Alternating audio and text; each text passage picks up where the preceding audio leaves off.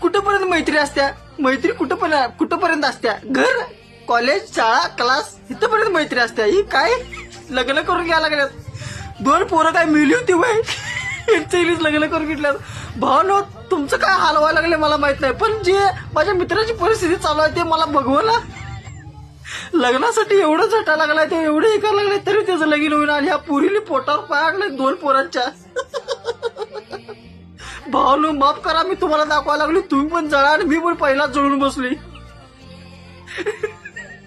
दादानो, माझ्यापाशी काय पर्याय उरला ना, मला काय पर्याय, मला काय दुसरा रस्ता दिसेना, म्हणून मी कासरा घेऊन तयारच आहे भावानो.